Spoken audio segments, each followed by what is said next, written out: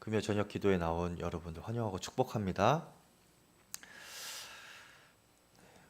하나님의 말씀 함께 보겠습니다. 창세기 34장입니다. 창세기 34장 1절에서 17절까지의 말씀.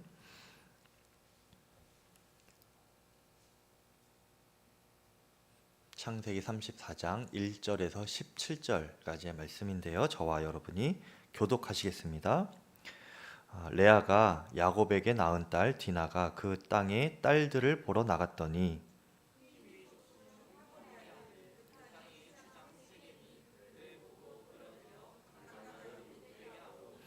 그 마음이 깊이 야곱의 딸 디나에게 연연하며 그 소녀를 사랑하여 그의 마음을 말로 위로하고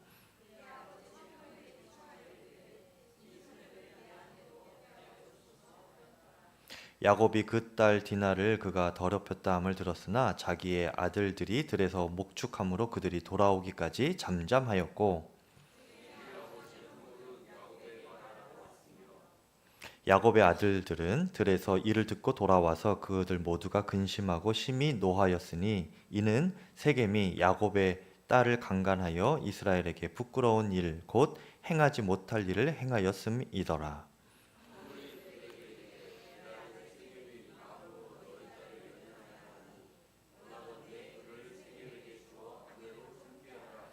너희가 우리와 통혼하여 너희 딸을 우리에게 주며 우리 딸을 너희가 데려가고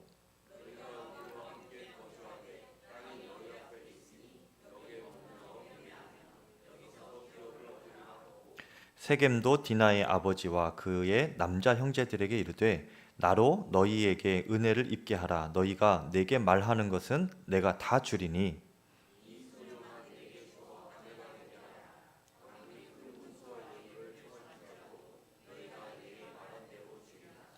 야곱의 아들들이 세겜과 그의 아버지 하몰에게 속여 대답하였으니 이는 세겜이 그 누이 디나를 더럽혔음이라.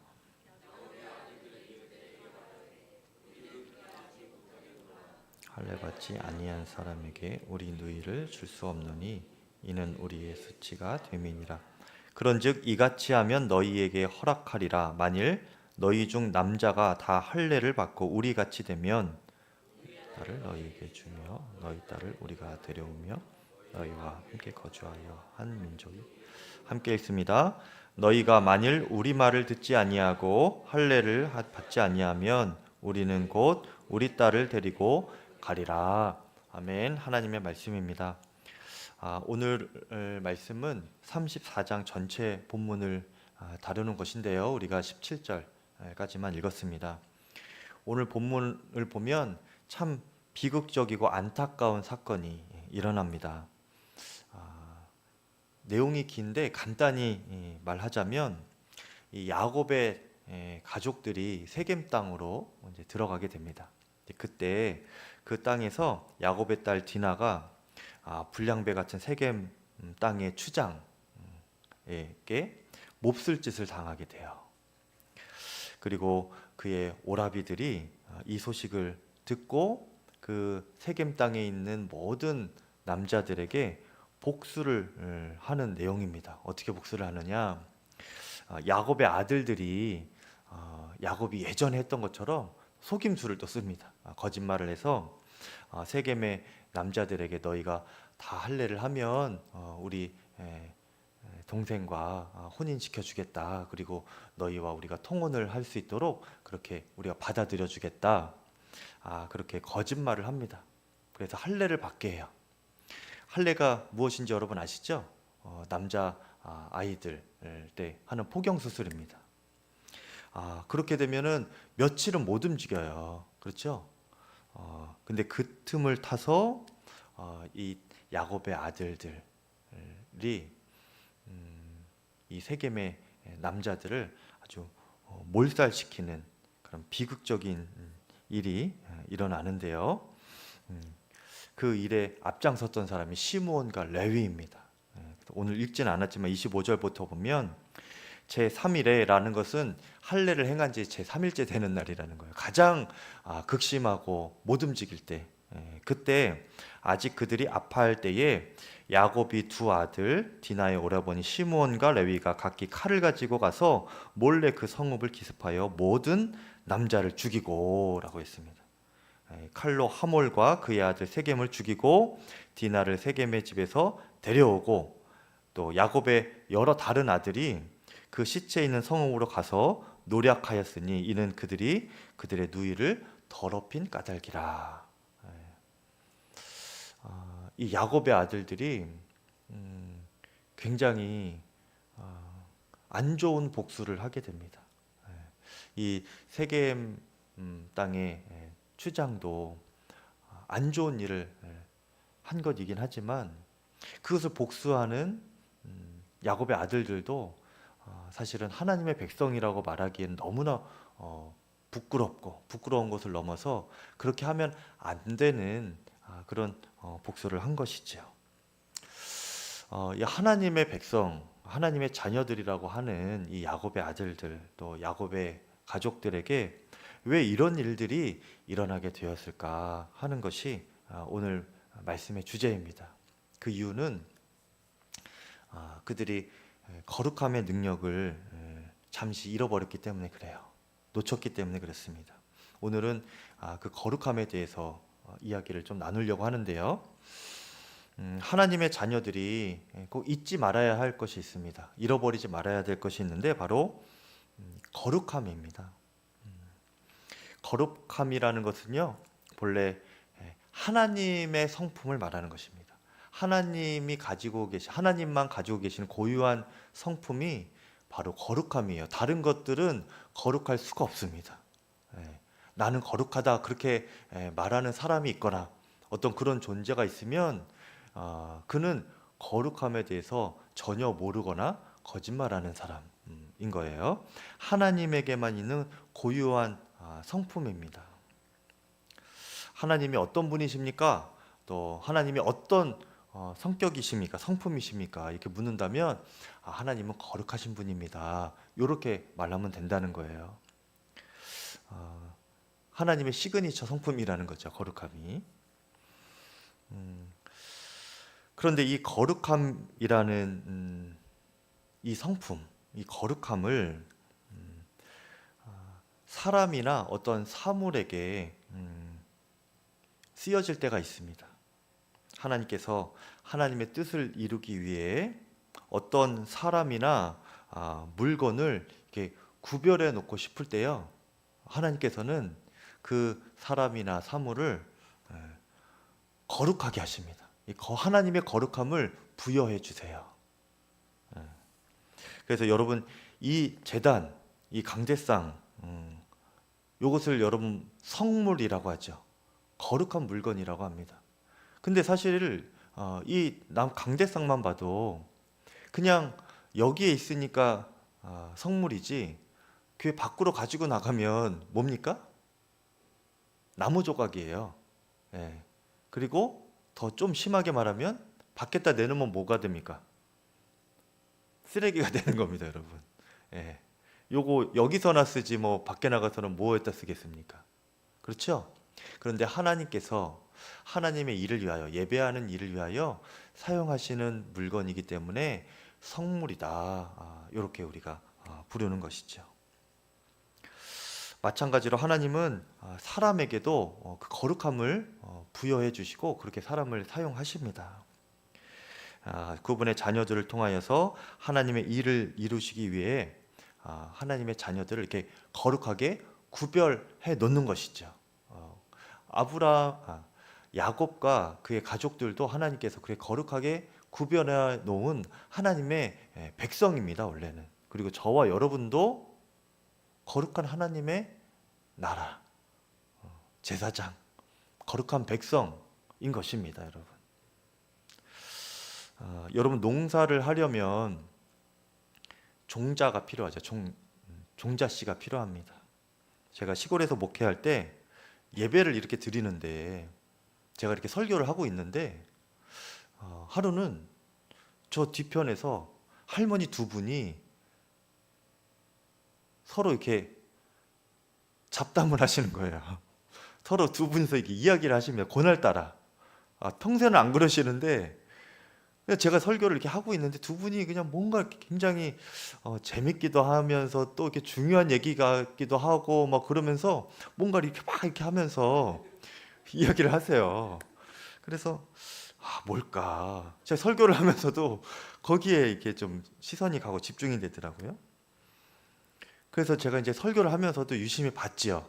뭘 그렇게 말씀하시나 그랬더니 한 분이 이 바지 속에서 뭔가 깊숙한 곳에서 뭔가를 꺼내요. 꺼내서 몰래 이렇게 옆에 할머니를 이렇게 주시더라고요. 그래서 제가 뭔가 중요한 것 같은데 뭐 중요한 거는 할머니들 이렇게 바지춤 속에 속바지 거기에서 나옵니다, 여러분 아시죠? 네, 중요한 게 거기 있어요.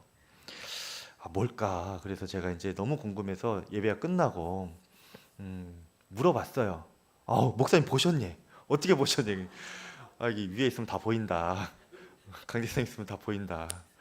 그래서 물어봤어요. 그랬더니 말을 하시더라고요. 사실은 우리 호박이 좋은 게 있어서 그거 좋은 놈 골라가지고 그 씨를 내가 이렇게 해놨다. 그래서 이게 너무 좋은 거라서 그 할머니 줄까 이렇게 물어봤더니 너무 좋아하시더래요. 그래서 막 이렇게 그런 얘기하면서 이렇게 주는 그런 장면이었어요. 그래서 이제 달라고 하니까 깊숙한 곳에서 꺼내가지고 이렇게 주시는 거죠. 그것을 제가 이제 본 겁니다. 여러분 좋은 열매들 중에 씨를 골라서 잘 보관했다가 친한 사람들에게 나눠주고 싶은 거예요. 그 할머니가.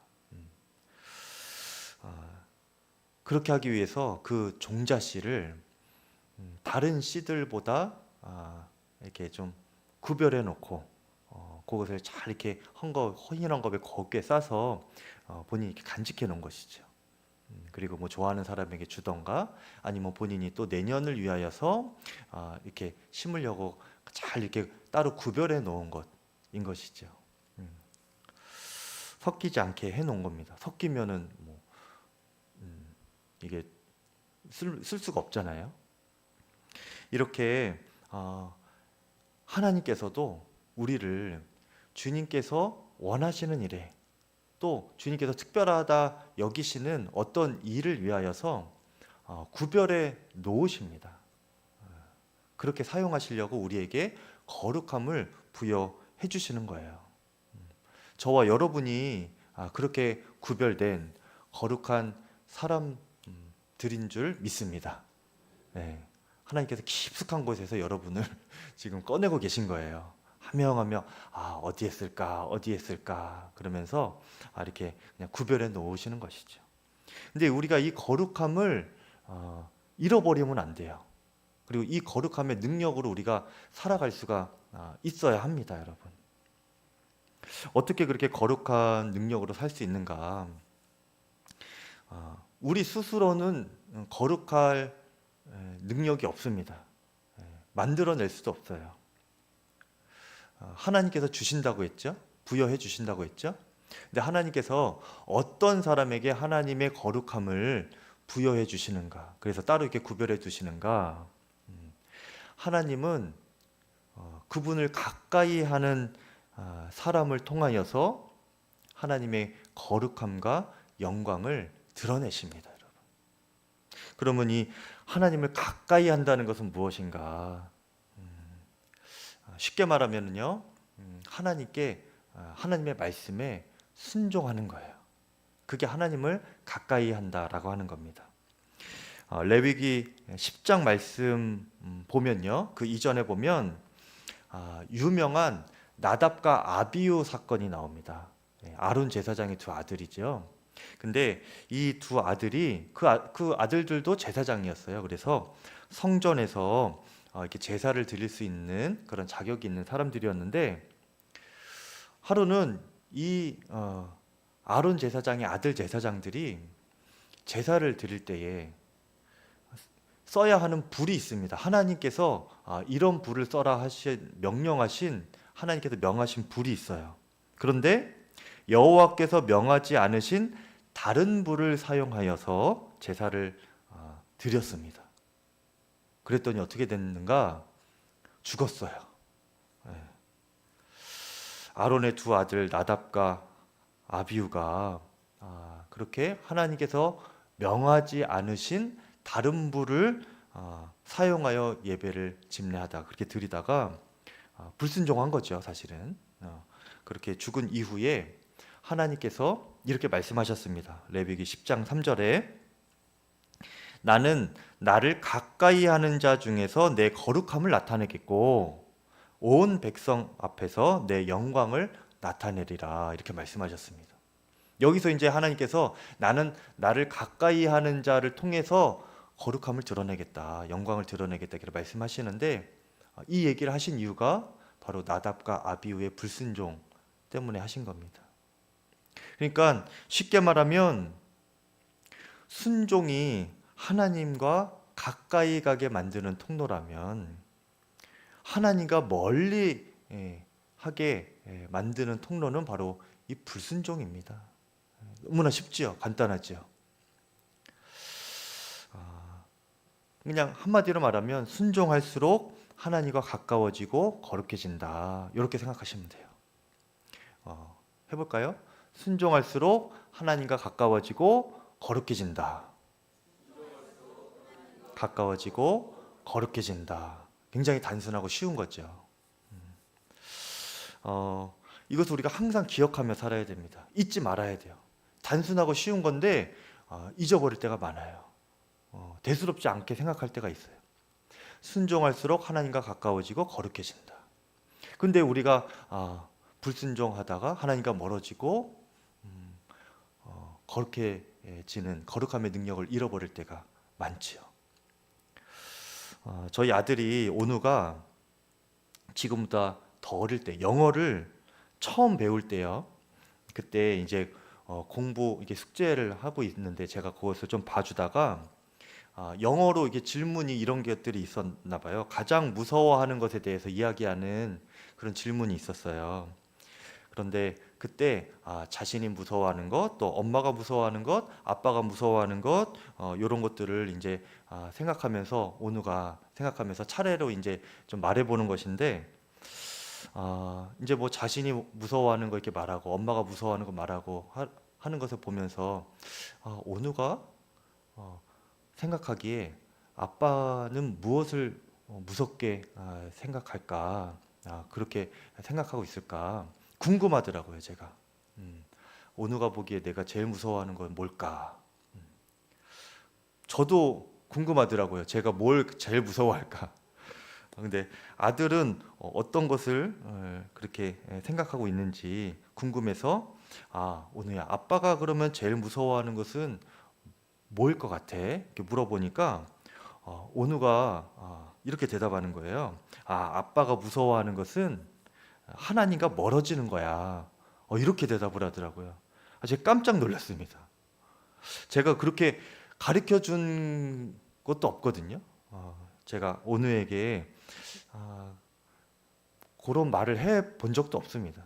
그런데 갑자기 그렇게 대답을 하니까 순간 당황스럽기도 하더라고요. 그런데 한편으로는 참 감사한 마음이 들었습니다. 그리고 그 온우의 대답을 들으면서 이것은 사실은 온우의 마음에서 온우의 입에서 나온 거라고 생각을 안 들었어요. 하나님께서 그렇게 말하게 하신 건가 싶을 정도로. 그러면서 이제 저에게 깨달아지는 것이 주님의 음성처럼 그렇게 들렸습니다. 하나님의 종으로 살면서 하나님과 멀어지는 것을 가장 두려워해야 된다. 하나님께서 저에게 이렇게 말씀하시는 것 같더라고요. 그래서 제 마음에 언제나 두렵고 떨리는 마음으로 하나님께 순종하면서 하나님 곁에서 가까이 머무는 하나님의 종이 되겠습니다. 이런 다짐을 다시 한번 했죠. 여러분, 우리가 하나님과 멀어지는 것을 두려워할 줄 알아야 합니다. 근데 우리가 너무도 쉽게 불순종하며 조금씩 주님과 멀어지는 일을 너무나 대수롭지 않게 여겨요. 우리가 정말 하나님과 더 가까이 갈 수 있기를 바랍니다. 그래서 가장 중요한 것으로 여길 수 있기를 바라요. 멀어지는 것은 두려운 것이고 가까워지는 것은 우리의 마음의 간절한 소원이 되기를 바랍니다. 순종하면 할수록 가까워지는 거예요. 그리고 하나님께서 우리에게 거룩함을 부어주십니다. 그리고 그 거룩함의 능력으로 살게 하시는 거예요. 야곱과 그의 가족들, 그의 아들들도 자녀들도 하나님께서 그 시대 가운데 하나님께서 쓰시려고 거룩하게 구별해 놓은 종자씨들이었습니다. 그렇죠? 네. 하나님께서 가장 소중한 곳에 보관해 놓으신 그런 존재들이었단 말이에요. 이 말은 다시 말하면 어떤 말이냐? 그들은 하나님의 뜻을 이루어가기 위하여서 살아가는 사람이라는 말이에요. 하나님의 말씀에 순종하는 것이 그들의 삶의 이유입니다. 목적이에요. 그 순종의 삶을 살아야 하는 사람들인데 안타깝게도 그들의 삶이 세겜 땅에서는 순종의 삶이 되지 못하였습니다. 그래서 거룩함의 능력으로 살아갈 수가 없게 되었고 그 열매들이 그 자녀들의 그런 말도 안 되는 복수극, 또 디나 사랑하는 딸의 몹쓸 짓을 당하는 어떤 그런 결과들, 이런 것들로 나타나게 되는 거예요. 본문을 조금 이제 저희가 보면 1절에서 야곱이 그의 형 에서와 지난 시간에 헤어지고 난 이후에 그들이 이제 가족과 함께 머물게 되는 땅이 있었는데 그 땅이 바로 세겜 땅이었습니다. 오늘 말씀 34절의 배경이 세겜 땅이에요. 근데 이 세겜 땅은 어떤 땅이냐? 먼저는 하나님을 섬기지 않고 믿지 않는 우상을 섬기는 이방 땅입니다. 이 세겜 땅이. 그런데 하나님의 자녀라도요, 이방 땅에 머무를 수 있습니다, 여러분. 이방 땅에서 살 수도 있어요. 그것 자체가 잘못은 아닙니다. 하나님께서 이스라엘 백성들에게 약속하신 약속의 땅이 어디였죠, 여러분? 가나안 땅이었죠. 가나안 땅이 어떤 땅입니까, 근데? 이방 민족들이 거하던 땅이었어요. 그러니까 하나님께서 약속하셔서 들어가라고 하신 땅 자체도 여러분 알고 보면 이방 땅들이었습니다. 우상 섬기고 그런 땅들이었어요. 그러니까 하나님께서 그렇게 인도해 주시기도 하는 땅이기도 해요. 그렇죠? 또 하나님은 모세에게 사명을 주시면서 그가 이제 광야 40년 생활을 이렇게 할 때에 모세에게 너는 애굽 땅으로 돌아가라. 그렇게 말씀하셨죠. 왜냐? 사명을 이루기 위해서. 어떤 사명이죠? 그 땅에서 고통당하고 있는 유대 민족을 출애굽시키기 위하여 그 사명을 감당하라고 모세를 그 이방 땅에 다시 보냅니다. 네. 그러니까 하나님의 백성이 하나님의 인도하심 받아서 이방 땅에 들어갈 수도 있는 것이고요. 사명 감당하기 위하여 이방 땅으로 다시 돌아가야 될 때도 있는 거예요. 그러니까 오늘 이 야곱의 가족이 세겜 땅에 들어가고 머무르게 된 것 자체가 그것 자체가 죄는 아닙니다. 문제는 무엇이냐면 문제는요. 그가 그 세겜 땅에 우연히 들어간 것이거나 아니면 주님의 인도함을 받으면서 순종으로 들어간 땅이 아니라는 것입니다. 오히려 불순종하여서 들어가게 된 땅이 바로 이 세겜 땅이에요. 그 이방 땅이라는 것 자체가 죄된 것이 아니고요, 나쁜 것이 아니고 그가 불순종으로 그 땅에 들어간 것이 잘못인 거예요. 지금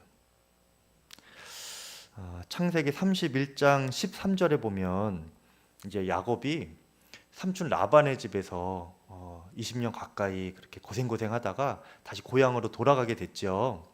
그때 삼촌 라반의 집 밧단 아람에서 고향 땅인 그 가나안 땅으로 돌아갈 때에 하나님께서는요 31장 13절에 보면 야곱이 어디로 돌아가야 될지 아주 정확하게 말씀을 해주십니다. 제가 읽어드릴게요. 나는 베델에서 너에게 나타났던 여호와 하나님이다. 너는 거기에서 돌기둥에 기름을 붓고 나에게 맹세를 했었다. 그러니 너는 당장 이곳을 떠나서 너가 태어난 땅으로 돌아가거라. 이렇게 말씀해 주셨습니다. 너가 태어난 땅으로 가라.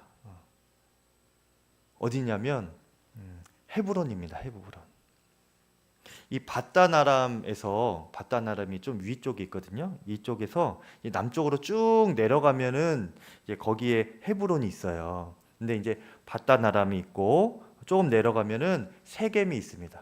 그리고 세겜에서 조금 내려가면은 베델이 있어요. 그리고 베델에서 조금 더 내려가면은 예루살렘이 나오고 베들레헴이 나오고 그 다음에 다 지나야 헤브론이 나와요. 야곱이 태어난 곳.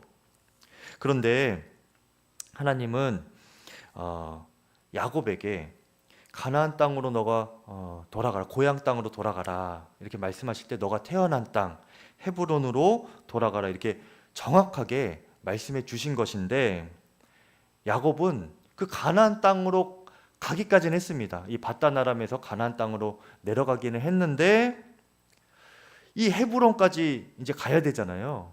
그런데 그가 헤브론 가기 전전 이 세겜에 머무른 거예요. 세겜에서 멈춘 것입니다. 왜 그럴까? 그거는 이유는 사실 성경에서 나오지는 않아요. 근데 제가 추측하기로는 가나안 땅에 이제 들어왔으니까 뭐 헤브론이나 세겜이나 무슨 차이가 있겠는가? 그냥 거기가 거기지 뭐. 그러면서 그냥 이렇게 머물렀던 것 같기도 합니다. 아니면 세겜 땅이 좋아 보였거나 대수롭지 않게 여긴 거죠. 마치 나답과 아비후가 이 불이나 저 불이나 뭐 다 같은 불인데 그냥 이 불로 하자. 그러면서 하나님께서 굳이 명하신 것이 있는데, 명하신 불이 있는데 그냥 그 비슷한 불, 별로 대수롭지 않게 그냥 다른 불로 하다가 제사를 드린 것처럼 그렇게 이 야곱도 헤브론까지 가라 정확하게 하나님께서 말씀을 하셨는데 그냥 세겜 땅에 머무른 거죠. 여러분, 하나님께서 우리에게 지정하여 명령하실 때가 있습니다. 아브라함을 부르실 때도 하나님은 그에게 정확한 위치는 알려주시지 않으시고 하나님께서 우리에게 지정하여 명령하실 때가 여러분 흔치 않은 거예요. 흔치 않은 거예요. 아브라함을 부를 때도 하나님께서는 그에게 내가 지시할 땅으로 가라고 했죠. 정확하게 말씀해 주시지는 않았습니다. 그것은 왜 그런 것인가? 가야 하는 그곳이 중요한 것이 아니고요. 하나님께서 그렇게 명령하셨을 때는, 애매모호하게 명령하셨을 때는 그 과정이 중요하기 때문에 그렇습니다. 어떤 과정이죠? 하나님 말씀에 귀를 기울이고 그렇게 한 걸음 한 걸음 걸어가는 그 훈련이 되는 그 믿음의 여정, 그것이 중요하기 때문에 하나님께서는 그냥 정확하게 말씀 안 해주시고 그 순간순간 하나님의 음성을 구하고 들으며 순종하며 가기를 바라는 것이죠. 믿음의 과정에 순종하는 것을 하나님은 더 중요하게 여기시기 때문에 명확하게 말씀 안 하실 때가 있습니다. 그런데 오늘 말씀처럼 하나님께서 우리에게 지정하여 명령하실 때가 있습니다. 아주 구체적으로 말씀하실 때가 있어요. 너 이거 해야 돼. 너 지금 여기에 순종해야 돼. 이렇게 말씀하실 때도 있어요. 그럼 무엇입니까? 그럼 우리가 그것을 해야 돼요. 다른 것이 아니면, 다른 여지가 없어요.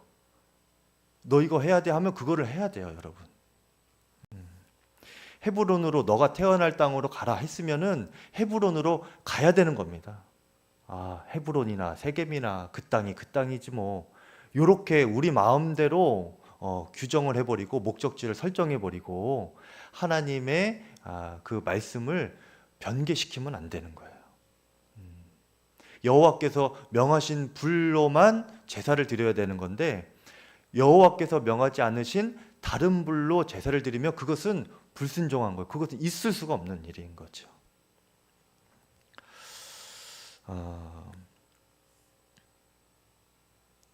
여러분에게 하나님께서 요즘에 구체적으로 명령하시는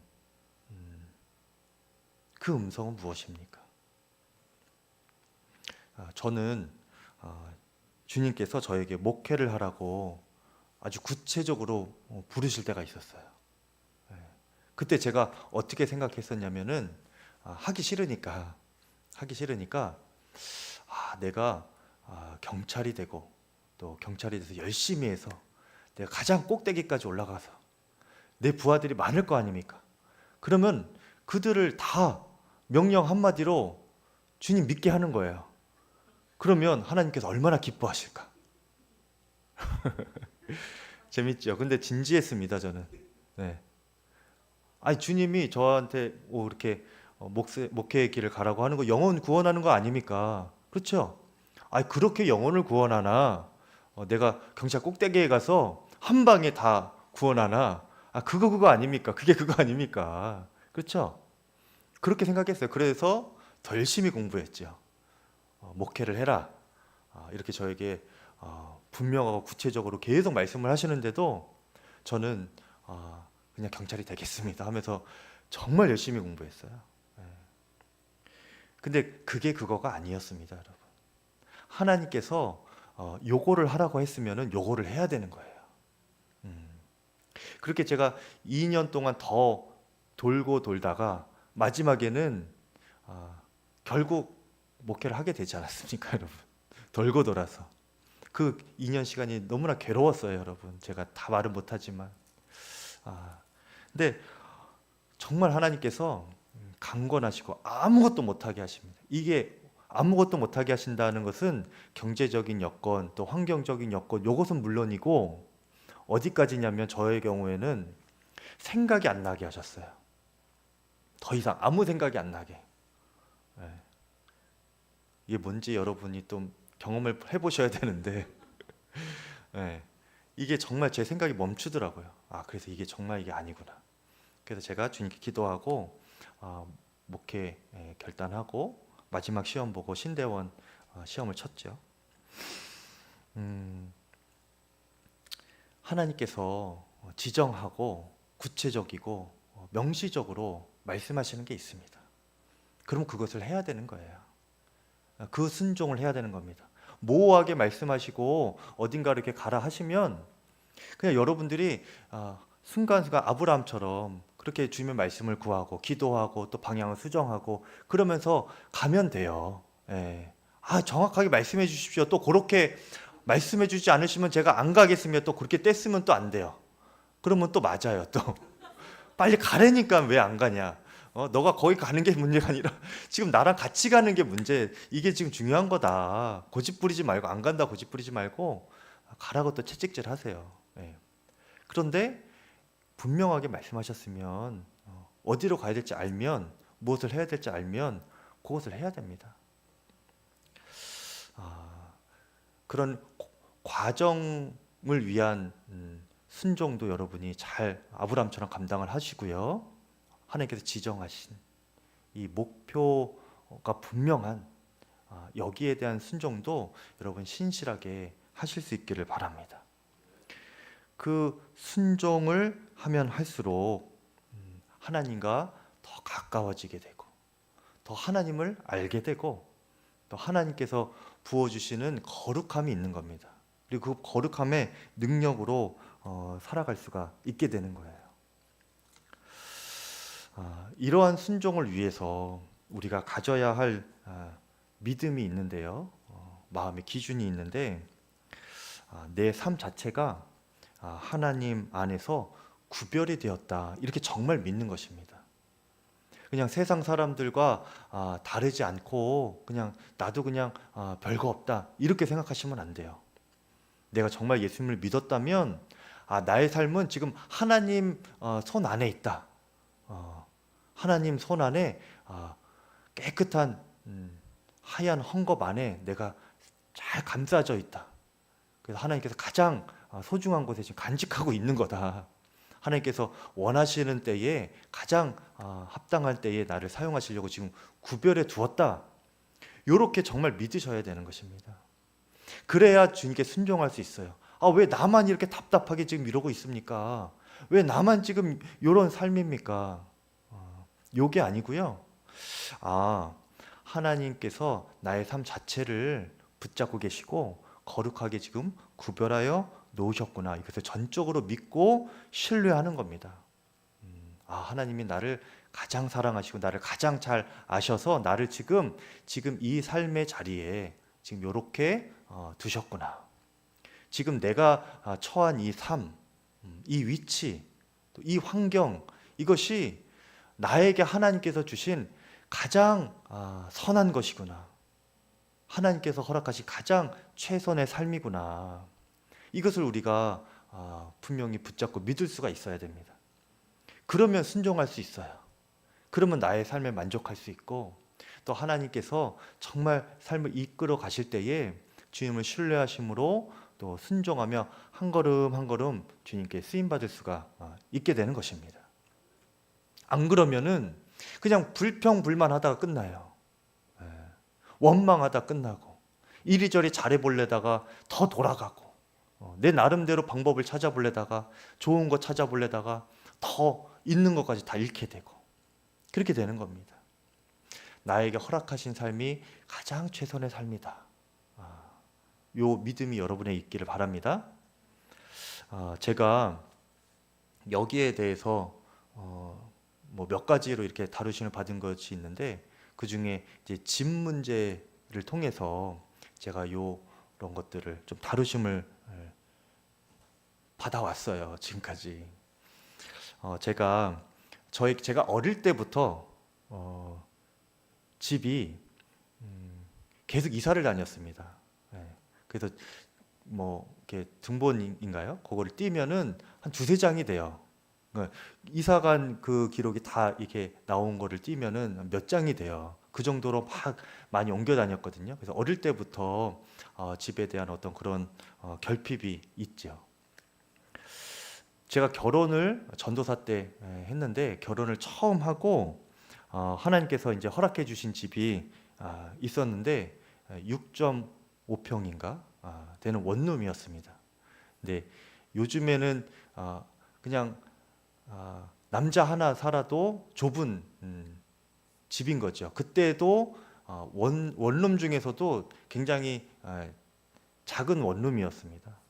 그래서 이제 뭐 부부가 같이 살아야 되니까 뭐 싱크대도 있고 해야 되니까 그 원룸에 베란다에 싱크대를 놓고 또 뭐 그렇게 살 수밖에 없는, 그리고 방에는 침대 하나 놓으면은 더 이상 앉을 데가 없는 그런 원룸이었어요. 근데 이것도 뭐 하나님께서 허락하신 것이다 이렇게 생각하고 그냥 살았죠.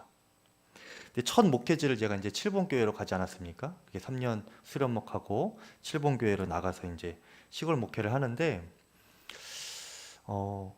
그 칠봉교회 전임 목사님이 이제 교회를 이렇게 둘러 보여주시고, 마을도 둘러 보여주시고 하는데 사택을 안 보여주시는 거예요.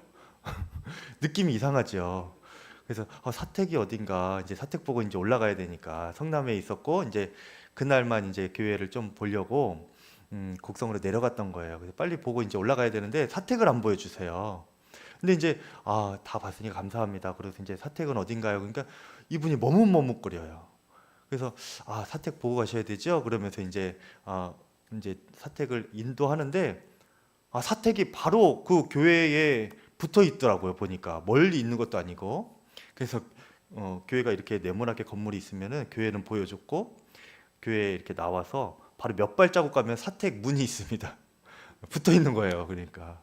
그래서 문을 열고 철문 무슨 보일러실 들어가는 것 같은 그런 철문 이렇게 열고 들어가니까 사택이 나오더라고요. 거실이 나오고 끝이에요. 그래서 그리고 요 구석에 화장실 있고, 그것도 사택도 이렇게 세모 형태 있고, 그래도 이제 그 안쪽에 방이 또 하나가 있었어요. 근데 이분이 생각하기에는 본인이 거기서 한 몇 년을 살았잖아요. 근데 되게 열악하다고 생각을 하는 거예요. 그리고 많은 분들이 여러 분들이 이제 저 이전에 왔었대요. 그래서 이제 다 교회 보고 이제 와야겠다 했는데 사택 보고 못 오겠다 하신 분이 3명이 있었대. 그래서 제가 4번째인 거예요. 근데 저까지 안 오게 되면은 이분은 이제 서울에 있는 교회 부목으로 가기에 지금 다 정해져 있는데 후임자가 없는 겁니다. 못 가게 생긴 거예요. 그러니까 제가 여기에 딱 이제 들어가야 되는데 그러니까 사택을 안 보여주려고 하는 거예요, 이분이. 근데 저랑 아내랑 이제 딱 그 문을 열고 보니까 기본으로 그냥 그 딱 보이는 거실 자체가 저희가 살았던 그 원룸보다 조금 이렇게 큰 것 같은 거예요. 그래서 다행이다 속으로 속으로 다행이다. 그러고서 이제 했는데 그 안쪽에 또 방이 또 조그만 게 하나 더 있네. 그러니까 저희는 이게 엑스트라로 더 주어진 것 같은 거예요. 그래서 저희는 너무 좋다. 우리 짐이 다 들어가도 좀 남을 것 같다. 이렇게 계산이 되는 거예요. 그래서 저희는 너무 만족했는데 이분은 아주 그냥 마음이 졸여가지고 우리가 안 온다고 할까봐. 그래서 우리 눈치를 엄청 보더라고요. 그래서 한동안 말이 없으셔가지고 괜찮으세요? 뭐 이렇게 물어보시더라고요. 너무 좋다. 그러니까 그때서야 이제 그분이 안도의 한숨을 쉬시면서 사실은 요거 보고 한 3명이 못 오시겠다고 하시더라. 그렇게 그때서야 말씀을 하시더라고요. 근데 이제 뭐 그렇게 해서 뭐 거기 7번 교회에서도 그렇게 목회를 했습니다. 단칸방하고 거실 겸 부엌, 화장실 붙어 있는 그 집이었는데 나름대로는 저희는 이제 만족해서 사는데 또 알고 보니까 또 이게 마음이 흔들릴 만한 일이 생기는 거예요. 한두 달 지나서 이제 교육자 회의를 갔는데 그 호남 선교연회에서 중에서도 가장 작은 지방이었어요. 약한 지방. 그 30개 교회가 있었는데 그 30개 교회 중에서도 가장 열악한 교회가 7번 교회라고 합니다. 그 말을 들으니까 갑자기 또 마음이 이상해지더라고요. 또 호남 선교연회가 왜 호남 선교연회인지 아시겠죠? 말 그대로예요. 선교가 필요한 연회라는 것입니다. 근데 거기 중에서도 가장 열악한 지방이었어요. 전남 동지방이라고. 그러니까 이론상으로만 말하면요, 감리교에서 제일 열악한 교회인 거예요. 가장 열악한 연회, 그 중에서도 가장 열악한 지방, 그 30개 교회 중에서도 가장 열악한 교회, 7번 교회. 그래서 목사님들이 처음에 가니까 괜찮냐, 사택 괜찮냐 계속 물어보는 거예요. 난 괜찮은데 왜 그렇게 물어보시나? 제가 몇 군데 가보니까 이유를 알겠더라고요. 이유가 다 있어. 근데 그래도 뭐 거기에서도 이제 허락하신 것이 최선이다 하고 이제 살았죠. 내 마음에는 사실은 한편으로는 다른 교회들과 좀 비교도 되죠, 사실. 왜 나만 이런가? 어릴 때부터 전도사 때도 그렇고, 이 담독목회 나와도 그렇고, 잠시 어려운 마음이 들기는 하지만 그때마다 마음에 고백하는 것은 그래, 하나님께서 허락하신 것이 최선이지. 이렇게 순종하며 결론을 내고 그렇게 지내가는 거예요. 그렇게 하다 보면요, 여러분, 복된 것들이 비로소 보이게 됩니다. 허락하신 것 안에. 제가 전도사 때 그냥 침대 하나만 놓으면 끝나는 그런 방에서도 그 좁은 집에 사람들이 왜 그렇게 찾아오는지, 앉을 데가 없네 그러면서 그냥 침대에 앉고 막 그렇게 앉으면서 그냥 그렇게 이야기하다, 제가 이제 뭐 하루 종일 이제 사역하다가 이제 가끔 이제 들어가면은 또 아내가 또 이렇게 손님 맞이하고 있고 뭐 그러고 있고, 청년들도 많이 찾아오고, 제가 그때는 청년 사역했으니까 그냥 그렇게 거기가 사랑방처럼 이렇게 된 거예요, 그 좁은 데가. 근데 이게 참 이렇게 쓰임 받는 것도 복되다, 이런 생각이 들더라고요. 그 칠봉교회에서는요, 그때 비록 뭐 교회도 그렇고 사택도 그렇고 열악하고 했지만 그곳에서 하나님께서 가장 귀한 선물을 주셨죠. 목회적인 경험도 그곳에서 제가 계속 말하잖아요, 여러분. 실본교에서 목회 안 했으면 제가 설교 어떻게 할 뻔했습니까? 그렇죠?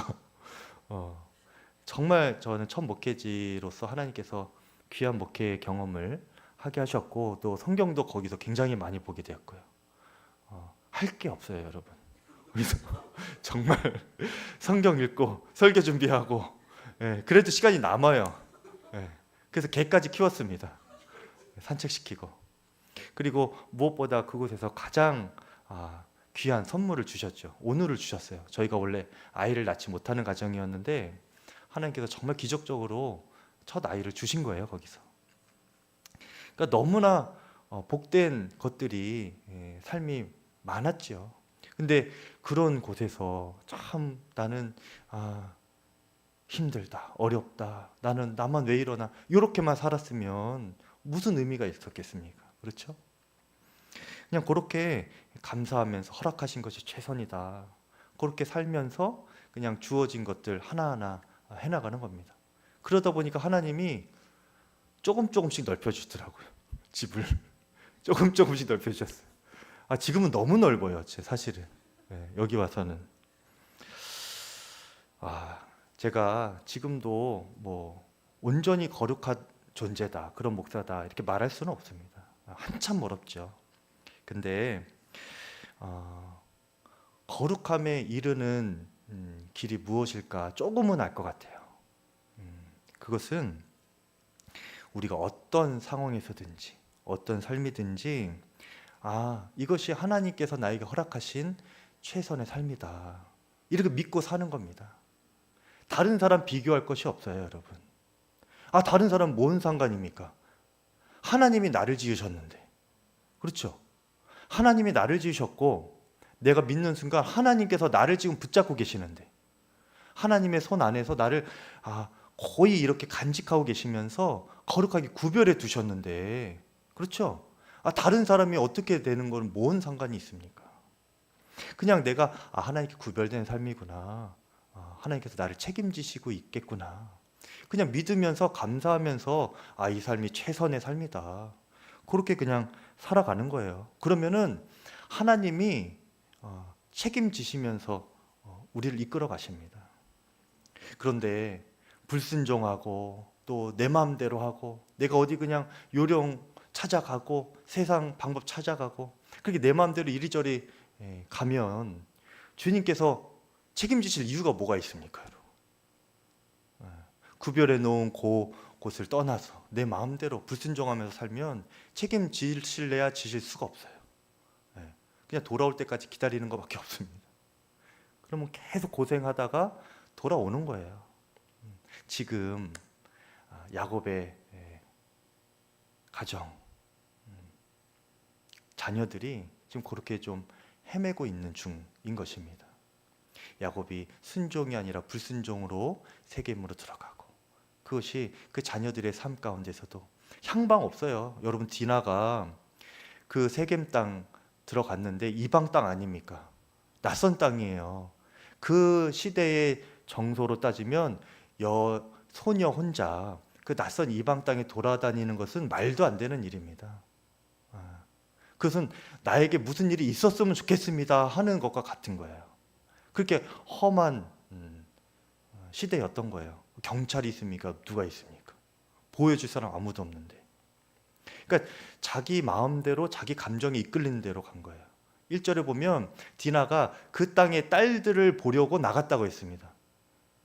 그럼 무슨 말이냐? 그 땅의 문화가 너무 탐닉이 되는 거예요. 그 땅의 즐거움을 이 디나가 취하고 싶은 겁니다. 세상을 너무 좋아하고 그것을 좀 어떻게 보고 싶어서 그냥 그렇게 간 거예요. 자기 마음대로 간 거죠. 감정이 이끌리는 대로. 유행 한번 쫓아가 보려고. 그런데 그 오빠들, 오라버니들이 그 디나를 위해서 복수하게 된 것, 이것도 사실은 말도 안 되는 거죠. 이런 일이 있으면 주님께 기도하고, 주님 왜 이런 일이 있는 것입니까? 주님의 뜻을 묻고 또 주님께서 인도하신 해결책을 좀 구해봐야 되는 것 아닙니까? 그러면 적어도 이런 말도 안 되는 끔찍한 살육의 복수는 일어나지 않아요. 근데 이 야곱의 아들들이 거짓말하고 또 속이고 그리고 그 몰살시키고 세겜의 남자들을 몰살시키고 이런 야만적인 일들을 하게 되는 겁니다. 향방이 없어요 지금. 하나님께서 보호하시는 인생이라고 말하기가 어렵습니다. 하나님께서 책임지시는 하나님의 백성의 삶이라고 말하기가 어려운 거예요. 여러분 우리가 이런 삶이 되지 않기를 바랍니다. 우리 항상 주님 안에서 구별된 자로서 주님께서 허락하신 삶 안에 만족하면서 최선이다 주님께 감사하면서 이렇게 살아가시고 주님께서 부어주시는 거룩함의 능력을 보존하면서 그 삶으로 여러분 끝까지 쓰임받으면서 살아가실 수 있기를 간절히 축복합니다. 이 시간 우리 함께 찬양하고 기도하겠습니다. 주의 음성